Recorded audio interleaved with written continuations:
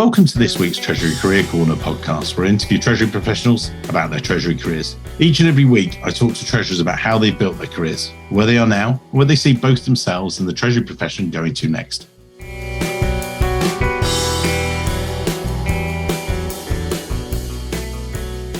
In this week's show, delighted to be joined by Steffen Diel, the Senior Vice President, Head of Global Treasury at SAP SE. Now, SAP, everyone knows this in finance. It's one of the world's leading producers of software for management of building business processes, developing solutions across organizations and information flow and everything else. And we'll get into that a little bit later with Steffen, but the company and the group was actually founded back in 1972. It was abbreviated to SAP, so I'm not going to say all the details there, but it's grown from 5 people back in 72, as Steffen just explained, to 110,000 employees globally. Great story. But as always with the show, I'm going to hand over the microphone to Steffen. Maybe if you would, Steffen, take us back to your, the beginning of your career and how you first ever started. Like many of my guests, you started in banking and then discovered the wonderful world of Treasury. But back to you, sir. Yeah, thank you very much, Mike. And thank you for having me in the show. I'm delighted to be here. So when I look back quite a few decades now to the beginning, I would say that my interest in financial markets really started in the last few years of my school career. And then I really decided to start an apprenticeship as a bank clerk with Deutsche Bank, just to test whether this is something for a more sustainable career later on.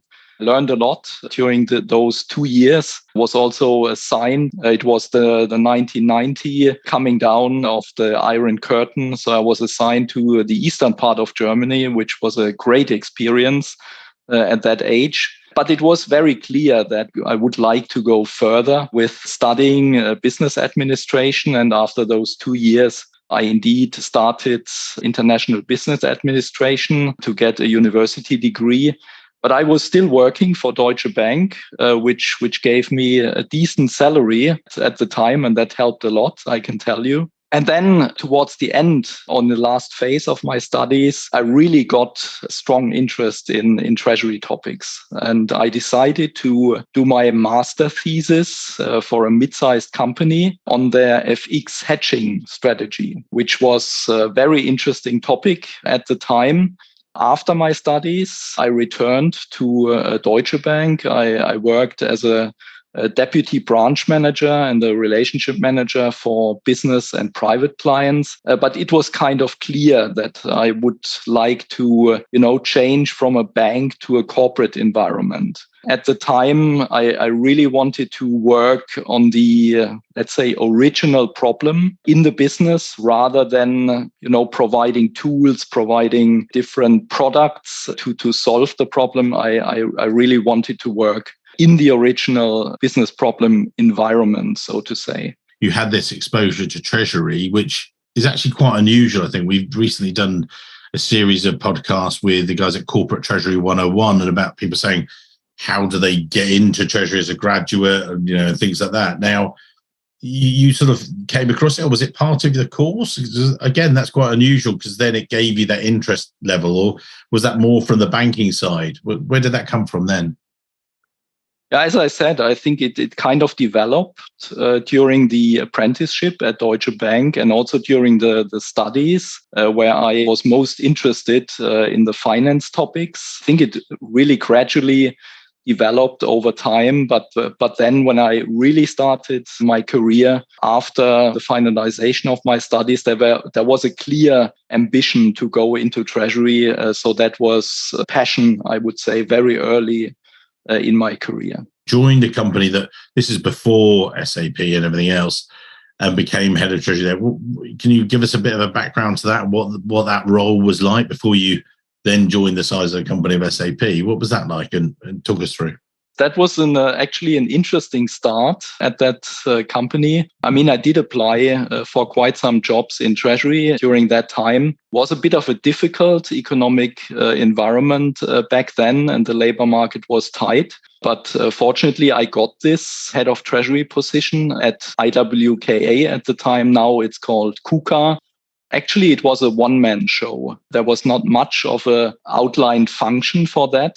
But there was a treasurer as my predecessor. And when I arrived, my predecessor told me, well, look, I will be there for another 2 days. And then you are left on your own. Wow. You can imagine being only 9 months out of university, I was really shocked about this statement.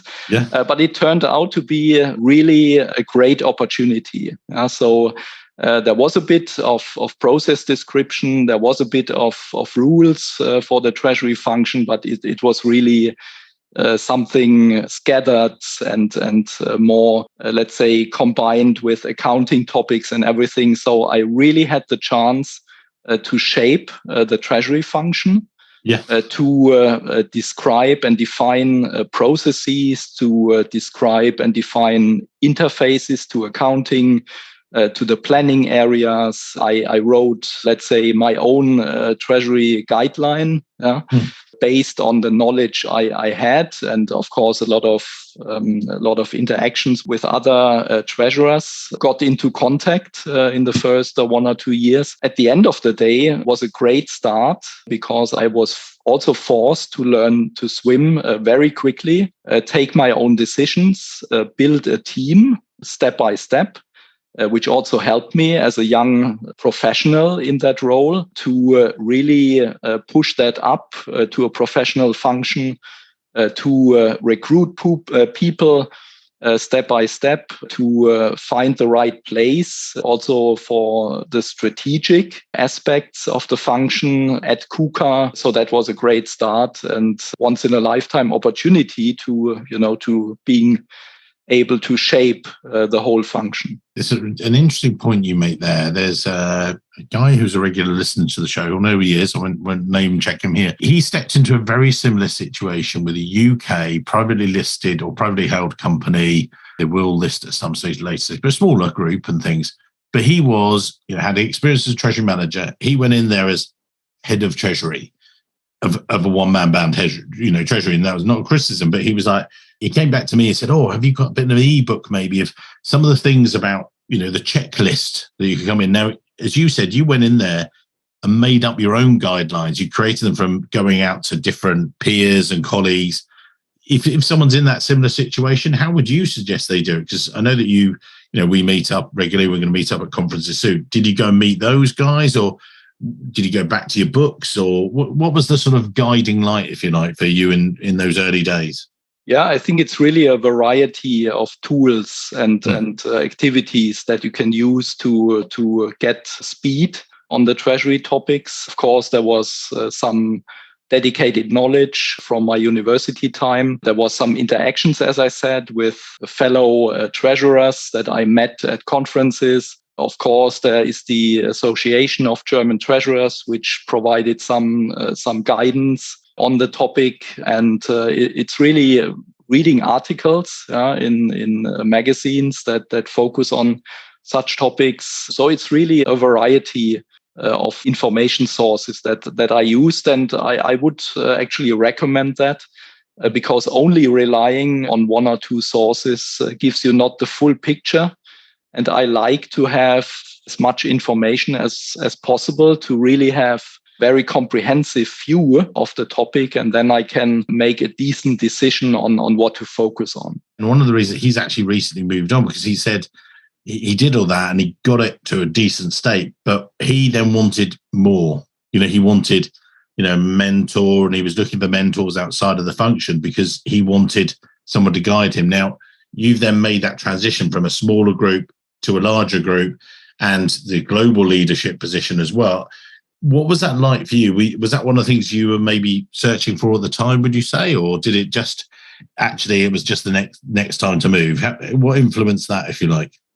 That, of course, is an interesting question. And I have been with KUKA for 8 years then, at the end of the day, when I moved to SAP. I mean, by the time it was really a lot of things going on in the company itself. We had to deal with the first shareholder activist in Germany. There was a lot of rebuilding within the company, a lot of finance support needed for M&A transactions as well as divesting activities. So there was a lot to learn and a lot to do. It was a small headquarter with only 60 people covering all functions. So you really could learn a lot beyond treasury. But at the end of the day, at some stage, the learning curve becomes flatter, becomes more not so exciting anymore. And then I think that was the driver behind looking for something else. Of course, I had also the ambition to lead a larger team in a more professional organization. At the SAP opportunity came along at the very best point in time. But those were the triggers, I think, for moving on from KUKA. And you joined SAP. Can you, everyone in finance, I think, has heard of the group and everything else, but pretend we hadn't. You just got off your spaceship and you were explaining what the company does, who you are and things like that. Maybe you could explain that from a basic point of view, and then we'll sort of explore a bit more about when you joined them, what it was like.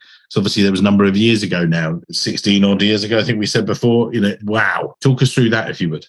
Yeah, as you said at the beginning, SAP is the market leader in enterprise application software. We help our clients, which have all sizes and work in all industries, to become intelligent and sustainable enterprises. I mean, we started with ERP, with our one ERP product back then, 50 years ago. And that turned out to be a very big advantage, because by providing that product, we could accompany our customers along the value chain. And when you look at the situation today, still 77% of the global transaction revenue touch an SAP system in some way or another. And this gives us the unique opportunity to really help all of those customers in their business transformation, in their digital transformation, irrespective of the industry they work in. So this is what SAP is all about. In the meantime, it's a company of more than 110,000 employees. Last year, we had a total revenue of roughly 28 billion euro. And we offer our products to all of the company constituents, not only the ERP, which is now based on our S/4HANA database, the real-time view on all of the financial and other data. We provide a comprehensive HR solution. We help our customers in terms of intelligent spend and the business network, so procurement, travel and expense, contingent workforce, and the business network itself, customer experience applications that we offer. And we have our business technology platform that kind of plays a special role in our portfolio, since it is foundation as well as a platform for partners and customers to extend the standard solutions with their customized needs. And so I think we are still very close to the customer and in a phase where every company in a very volatile environment has to transform. SAP is an excellent partner. If we then go back to the beginning of your role when you joined the group a number of years ago, what was SAP Treasury like at that time? And how has it evolved over time? Was going to make joke, the global treasury, you're just looking after all this money and growth. But there's been a series of different challenges throughout that time, as you and I have talked about. What was it like when you started, and what's it been like as you've grown through that role, if you like? Yeah, that's also very interesting, because when I arrived at SAP, the treasury function was not a global one. Why was that? We had, of course, centralized all of the core processes in our headquarter in Walldorf, but we still had, let's say, local people in the finance environment also caring for treasury topics alongside accounting and controlling topics, for example. So it was a very centralized function, and this changed a few years later when we embarked on our shared service delivery model. Then we really moved into a global function with treasury employees in different locations around the world. Of course, the centralized setup for treasury at SAP at the time in 2006 was a very professional one. So I started as the head of Treasury Finance, mainly responsible for all of the internal financing, for all of the external funding questions, and there were almost none at the time. And then, of course, the bank relationship management and all of the financial risk management topics. So that was my first role. We started at the time with 10 to 15 employees, and since then, we have grown a lot, but with today's 45 employees, I would still say that we are quite an efficient and lean organization. How was the structure of SAP Treasury? Again, I'm asking this more if someone is looking at you guys from outside, because then you've grown with it and things like that.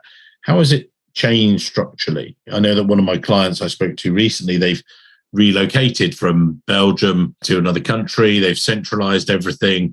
They've got the pillars of Treasury, if you like, is the core pillars. But one of the things that fascinated me was how they'd then lit out some of the activity and how it evolved as well. With you guys, have you seen that over time, or has it just been driven by, or not just been driven by technology? What's the situation?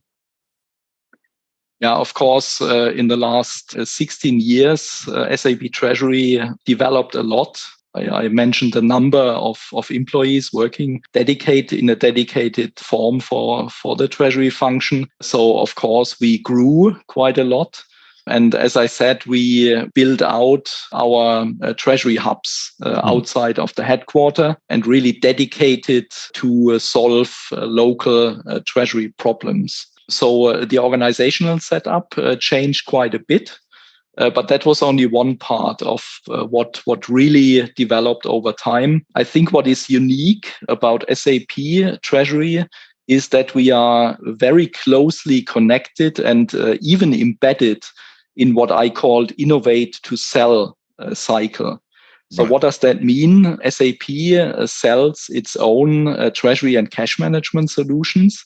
And my organization is fully embedded in the development process. So we have a regular alignment with our analytics, our development colleagues. We come up with our own ideas on new products or functionality enhancement.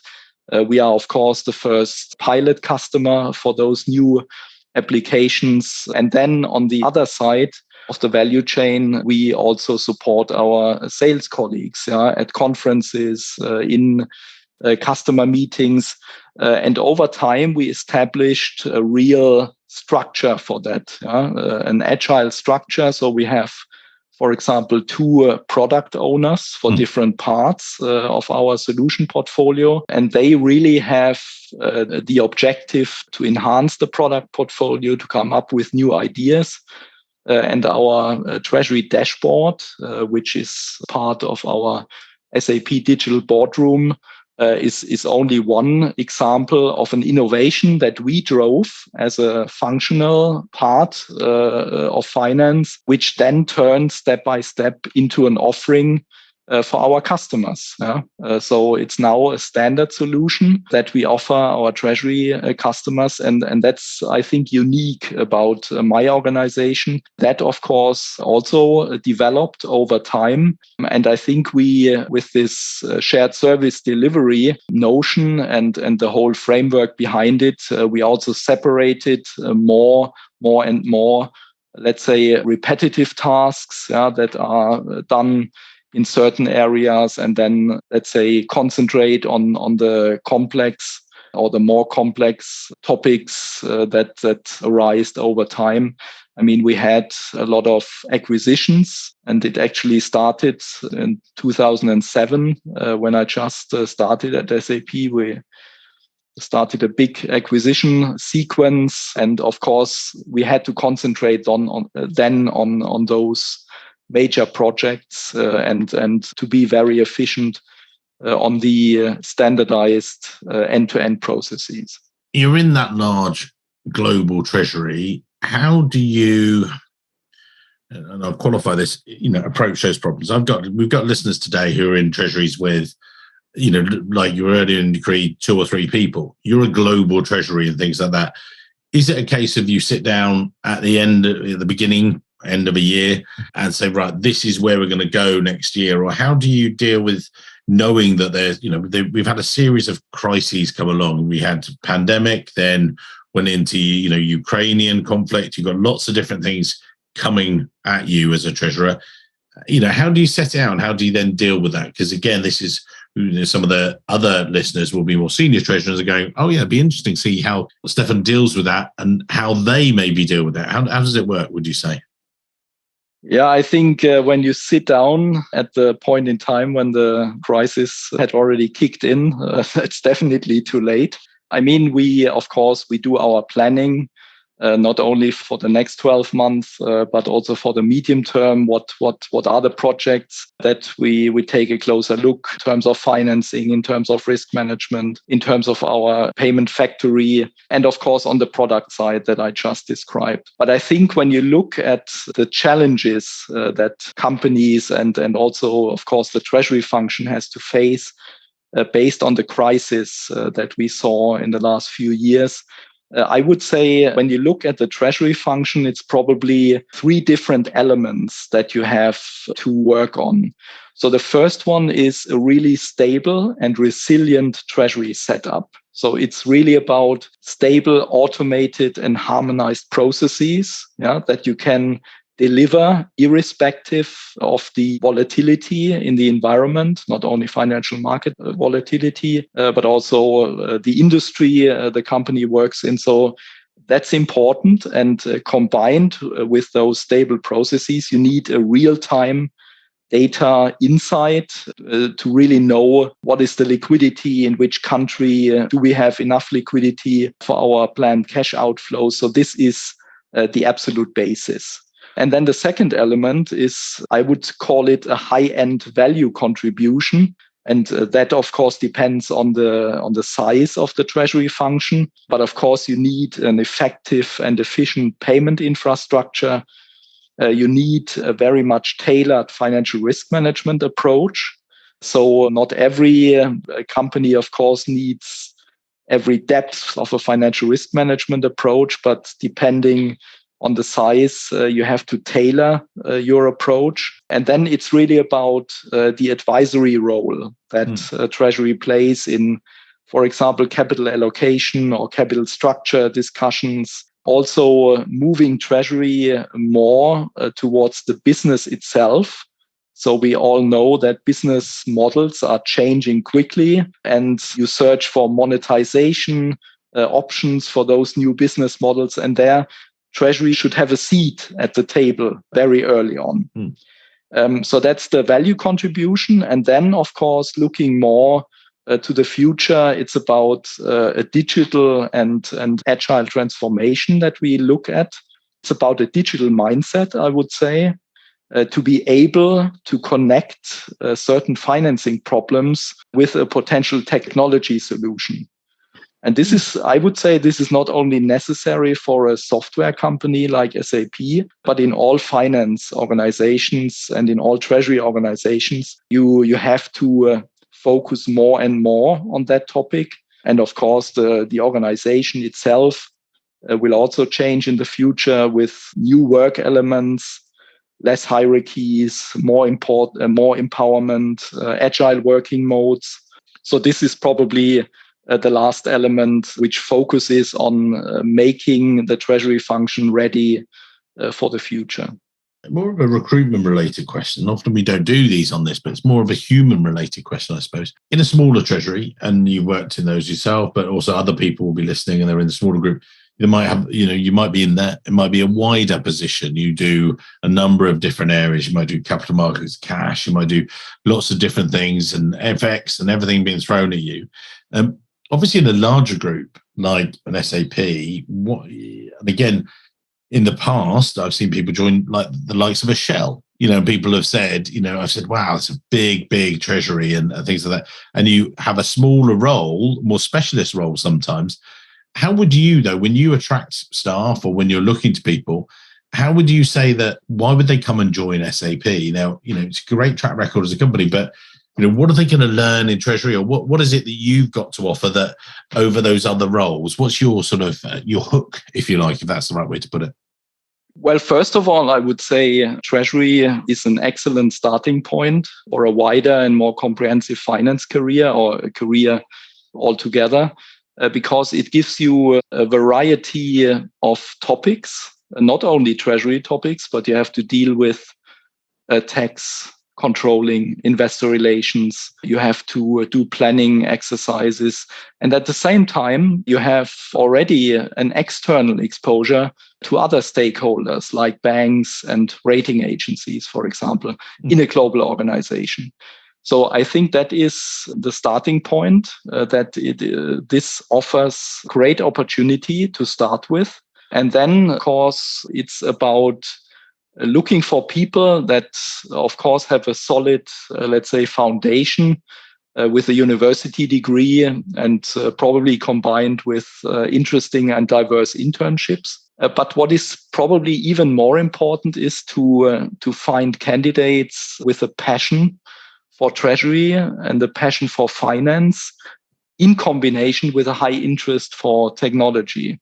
And I think if you are such a personality, SAP offers great environment to work in, because with SAP, it's all about customer centricity. It's all about innovation. It's about being flexible to changing tasks, to changing environments. Even if you would say, well, there is a global organization in Treasury, you start in, let's say, the financing and financial risk management area. This is something that we change step by step. So we give our colleagues in Treasury the opportunity to work in different areas within Treasury, give them a very comprehensive overview of all of the activities from the start. And to really show them the big picture at a very early stage and try to offer them opportunities in working in different projects with different kinds of Treasury-related questions. So I would say we welcome such personalities who have an interest in moving to the next interesting project quite quickly, based on a passion to learn and to gather a solid foundation of expertise. Yeah, and again, it's an interesting one. When we recruited for this client, again, I won't name check them on this, but the way we presented it, the way that if you do go and join and you're going to have a great role in a team of 4. You'll get all this wider experience and things, but at the same time, there may come a point in 3-4 years' time, you want to make that next move up. And if it's not available because that person's not moving or there isn't that ability to, as you say, you come and join yourselves and you're working in capital markets and then you're going, oh, actually, we want you to work on a Treasury service center and, doing the cash management over here. There's maybe more opportunity in a larger group, but there are also, of course, some people want to work in a smaller team and some want to work medium size. It doesn't, not one size fits all, but I think it's an interesting one, which we sometimes touch upon. We don't really cover that much on the podcast. So I thought it was good because, you've been there that many years and everything else. So I think that's other observations. Would you agree with those sort of, those positives, if you like? Yeah, absolutely. And I think what is interesting is that I think when you look at smaller Treasury functions as well as global and very large functions, the profile of the candidates, there are a lot of elements that you would search for both ends of the range. And that is this, let's say, ability to grasp new things very quickly, because the world is changing faster than 30 years ago or 20 years ago. And those elements are the same for irrespective of the size of the function. Our commutes have changed in this new modern world, more remote working and everything else, but we tend to keep the show to half an hour, 40 minutes, and we're approaching that sort of time. We'll put your LinkedIn details in the show notes, and I'm very much looking forward to catching up with you soon. But if there are lots of people out there listening today and they're saying, well, what are the takeaways, from this guy that's the global treasurer, great role and everything else, but what sort of practical advice to some of the listeners would you give today to sort of wrap up today? So the takeaways, if you like, for us and the rest of the listeners, if you like. First of all, I would say Treasury. When you look also at university education, Treasury is still not one of the focus areas. And that is a shame, actually, because as I alluded to earlier, Treasury gives you the opportunity to really work on topics that are linked to tax, to legal, to controlling, to investor relations. So it gives you a very good and promising head start to all kinds of careers. So we should take that in mind and promote the treasury function much as we can. And then career-wise, I would say it's important to be curious, to learn continuously, to learn as much as you can, take benefit of mentoring relationships, for example. That was very helpful for my career. I also had quite a few excellent direct managers that helped me a lot. And then it's really about this adaptability to change focus and to grasp new topics. And the last thing is probably about your communication skills. That's, of course, very important and sometimes underestimated. So I can only advise colleagues to work on the ability to provide well-structured and comprehensible summaries for complex topics, and to get clear messages across to different audiences. That helps you in a lot of different settings, but that's something I would focus on also in the first years of a career. Fantastic. Thank you, sir. I think it was great. You've had some very successful years in your current role, and I think sort of we got good insight to a lot of that as well. I'll be talking to you in a couple of weeks' time when we see each other at a nice conference, and there's lots more. Finally, we're getting face-to-face time, which is key. I just want to say thank you for your time. Much appreciated, and look forward to the future. We'll put your LinkedIn details in the show notes, and look forward to catching up soon. Okay. Thank you very much, Mike. Thank you for having me. Pleasure. Hello, it's Mike here again. I hope you enjoyed this week's show. If you did, then maybe you want to follow the show or subscribe, depending on where you listen, whether that's iTunes, Spotify, or another great place to listen to the show from. It's totally free and means that you'll be the first to see each and every week when we release a new show. And maybe whilst you're there, you could even leave a quick review. Reviews and ratings are among the most important metrics for a podcast to effectively rank. And as you can probably appreciate, the podcast is a lot of hard work to produce every week. It'd be amazing. Just take, say, 20 seconds, leave a quick review of my amazing guests and their great career stories. We'd really appreciate it. Thanks very much, and I can't wait to see you soon.